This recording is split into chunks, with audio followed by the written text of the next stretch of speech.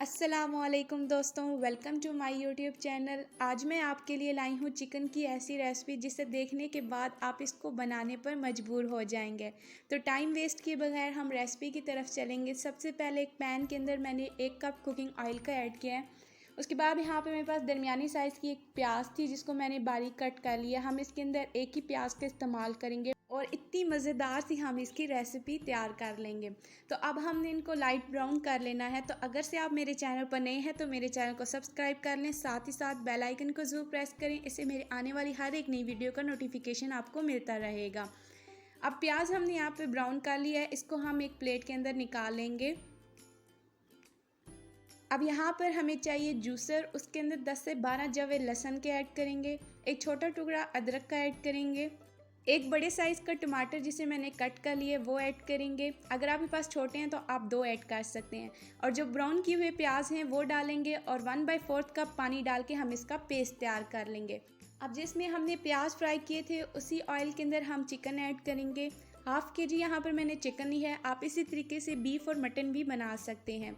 Colour change होने तक हम इसको फ्राई करेंगे, यानी 1 से 2 मिनट के लिए हम इसको फ्राई कर लेंगे। फ्राई करने के बाद अब हम इसको एक प्लेट के अंदर निकाल कर साइड पर कर देंगे। अब जो हमने पेस्ट तैयार कर लिया था इसी ऑयल के अंदर हम ऐड करेंगे। सारा पेस्ट यहाँ पर मैंने डाल दिया है। अब फ्लेम को हम तेज़ कर देंगे और इसकी 2 से 3 मिनट के लिए भुनाई कर लेंगे। अभी तक यहाँ पर मैंने कोई भी मसाला इसके अंदर ऐड नहीं किया।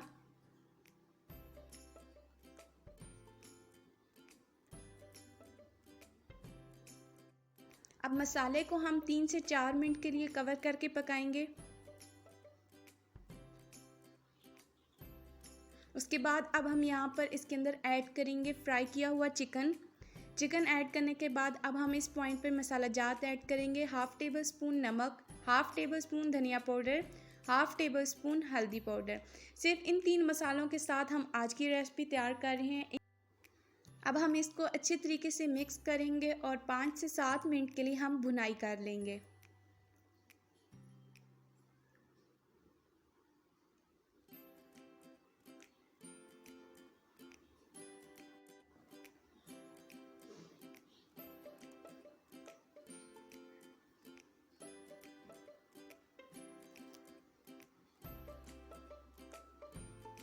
सात मिनट हमने अच्छे से इसकी हाई फ्लेम पर भुनाई कर ली है। अब इसके अंदर 1 कप पानी का ऐड करेंगे और स्टीम दे देंगे ताकि अच्छे तरीके से हमारा चिकन गल जाए।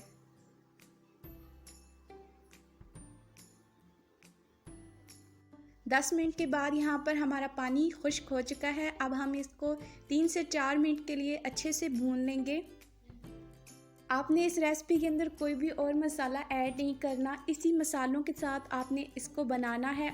मसाला खुश्क होने तक अब हम इसको अच्छे तरीके से भून लेंगे।